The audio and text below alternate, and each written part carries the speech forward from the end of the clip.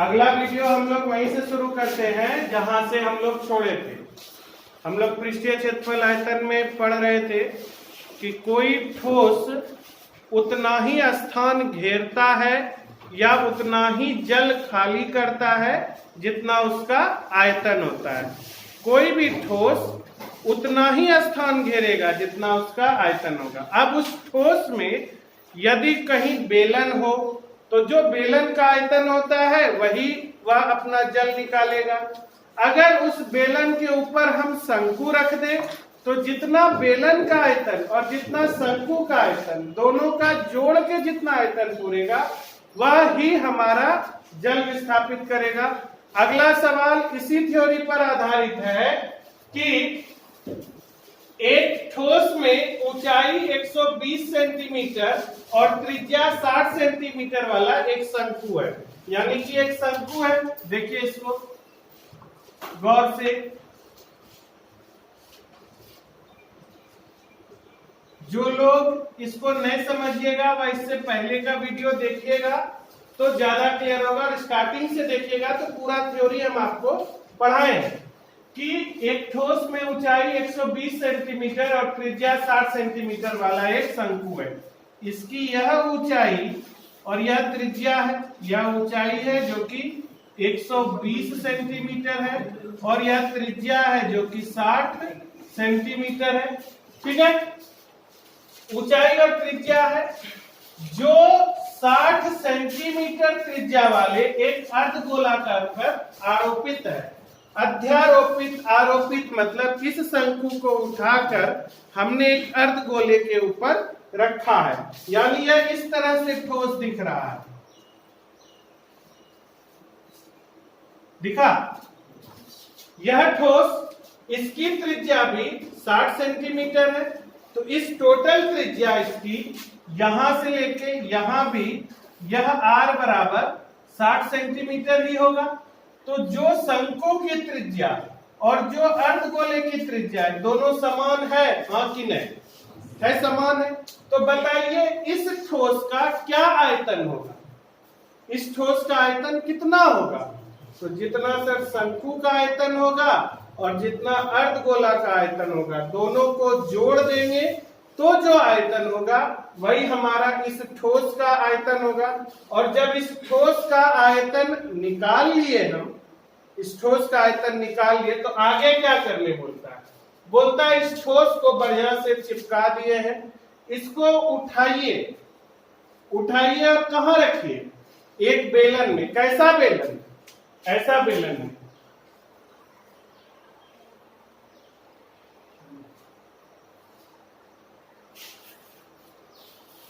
इस तरह से एक बेलन है जो कि जल से भरा हुआ है। यह पूरा बेलन जल से भरा हुआ है। इसको उठाइए और इसके अंदर ले जाकर डुबाइए, और ऐसा डुबाइए कि ये जो इसका कोना है, यह जो इस अर्धगोले की परिधि है, यह कहीं बीच में न अटके, चुपचाप यह अंदर जाने दे, कहीं कोई इसको फंसाए नहीं। यानी यह इसमें डूबने के बाद कुछ इस तरह से दिखे।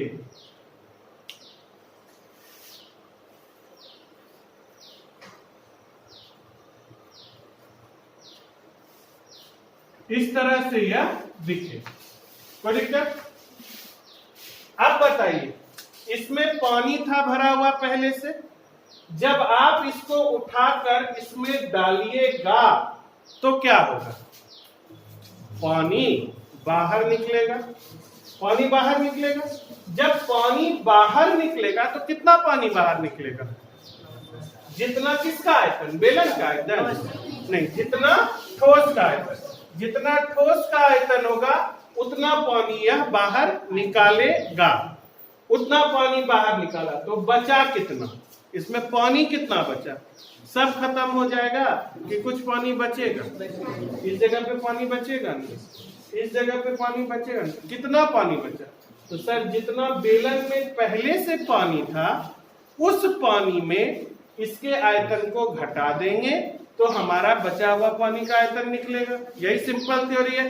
पृष्ठीय क्षेत्रफल और आयतन का दो चार बात सिंपल सा जान लीजिए और सूत्र याद रखिएगा, तो जिंदगी में फिर कभी कोई दिक्कत नहीं होगी।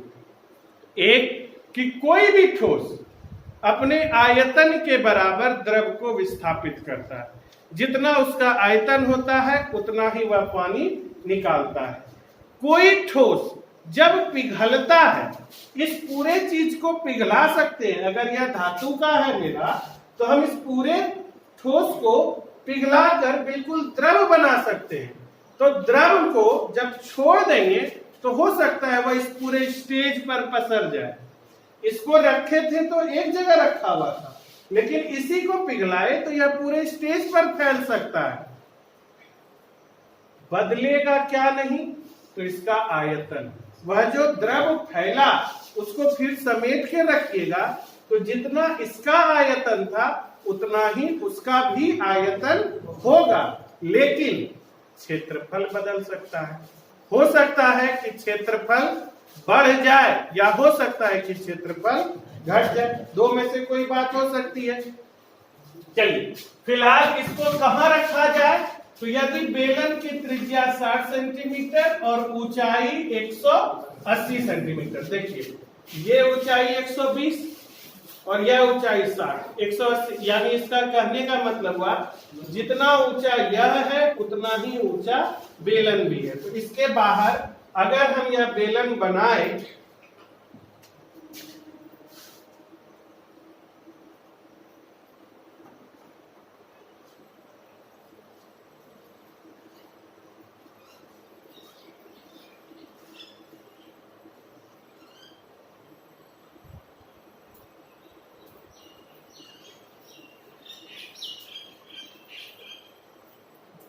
अब आपको देखने में लगेगा इसमें बेलन में इस पूरे ठोस को डाला गया है, जिसमें द्रव यहां तक भरा हुआ है।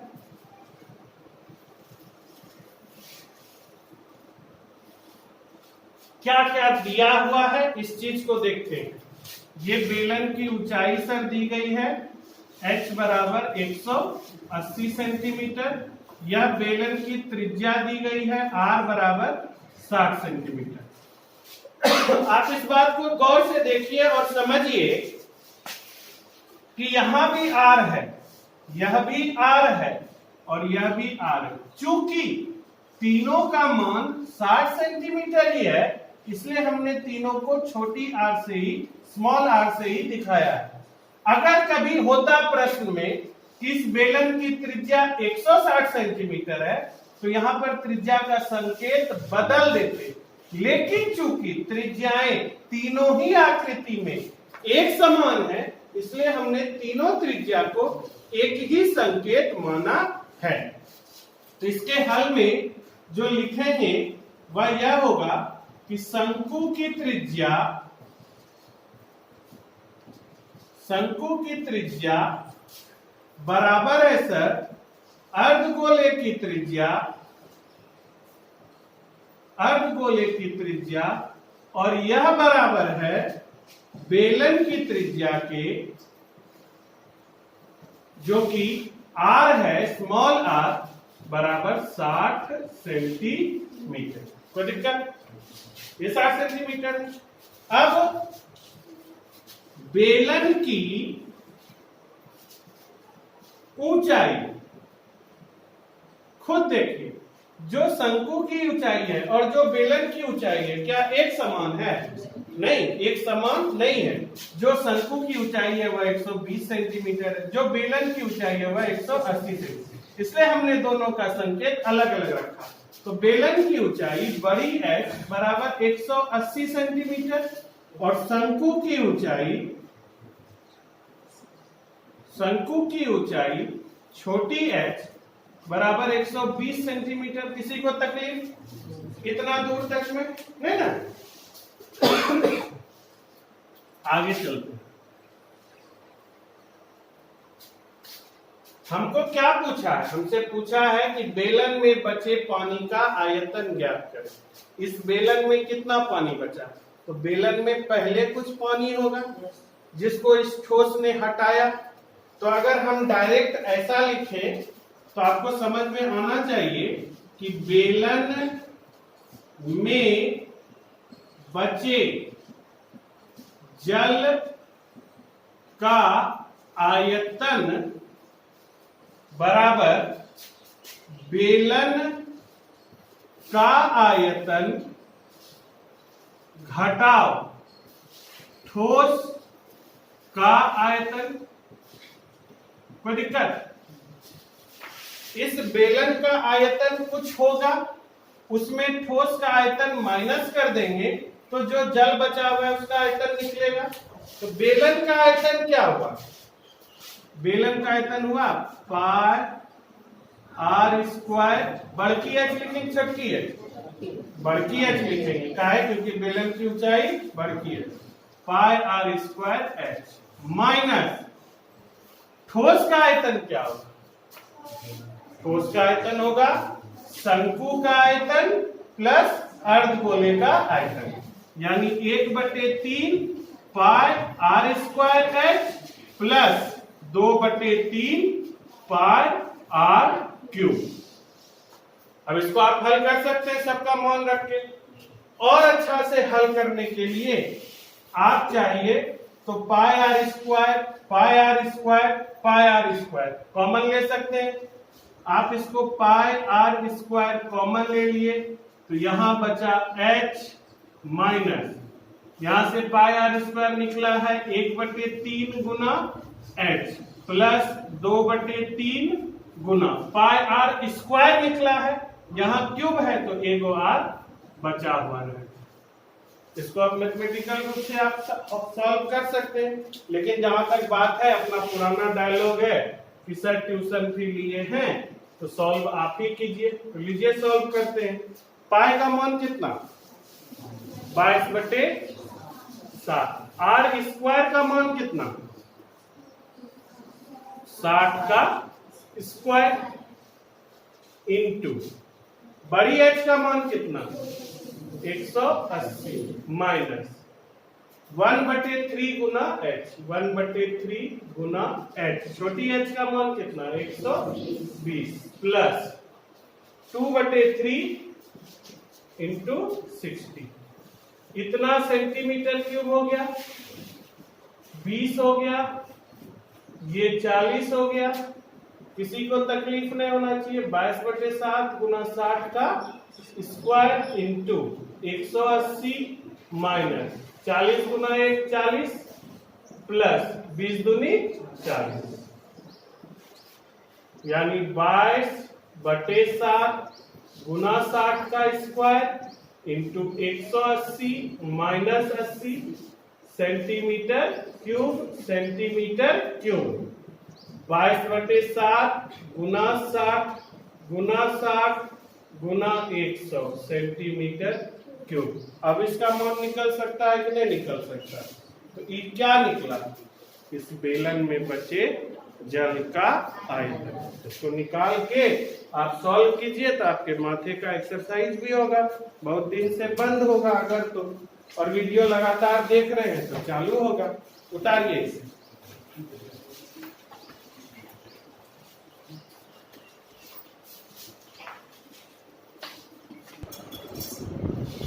अगला सवाल चलते हैं हम लोग। इसमें लिखा हुआ है गोलाकार कांच के बर्तन की एक बेलन के आकार की गर्दन है, यानी अपना स्टाइल में समझो एगो सुराही का बात किया जा रहा है जो कि कांच का बना हुआ है।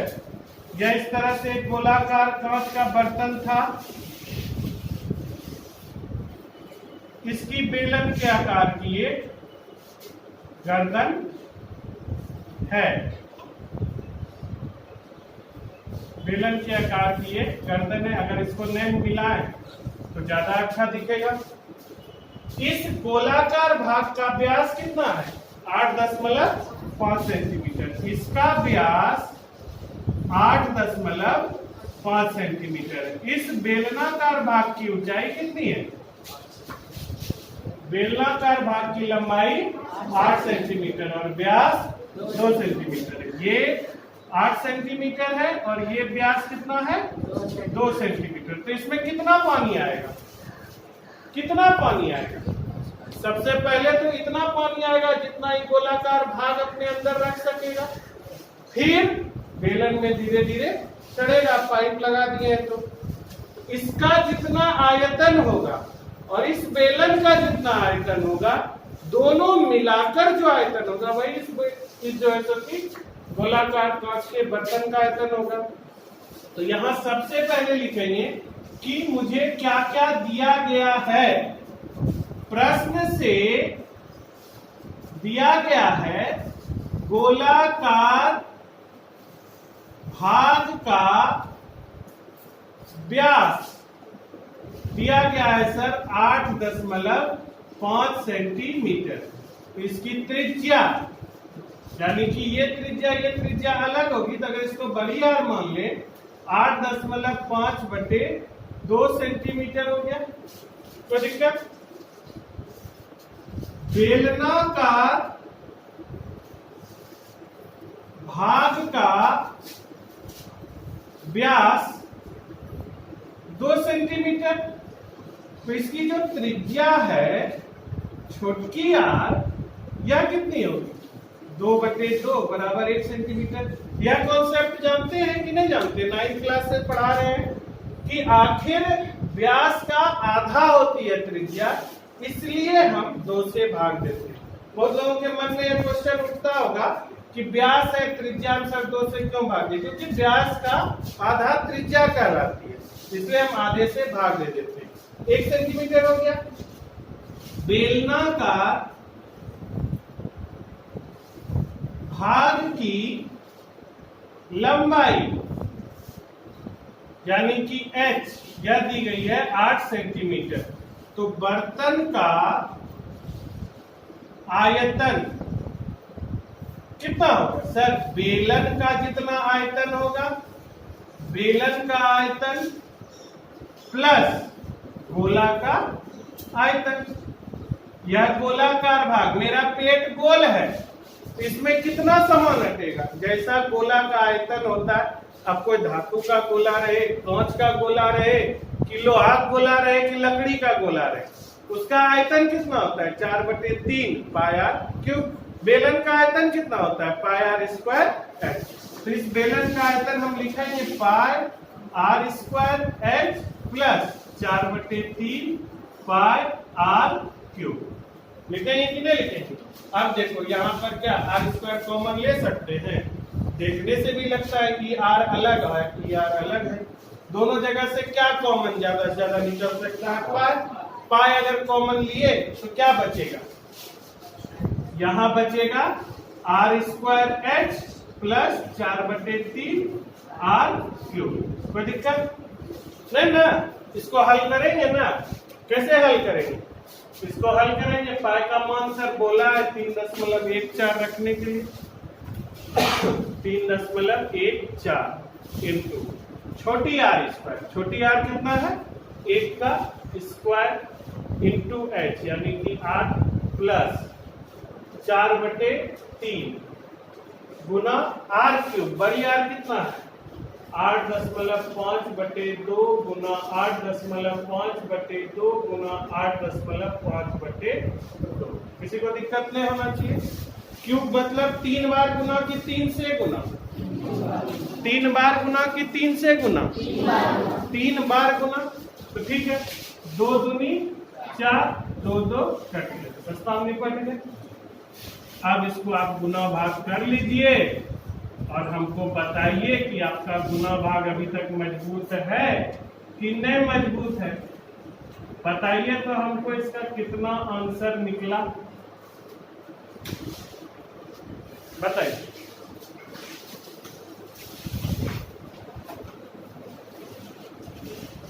और इसके बाद हम लोग अगले वीडियो में मिलेंगे। तब तक के लिए धन्यवाद। स्वस्थ रहिए, सुरक्षित रहिए।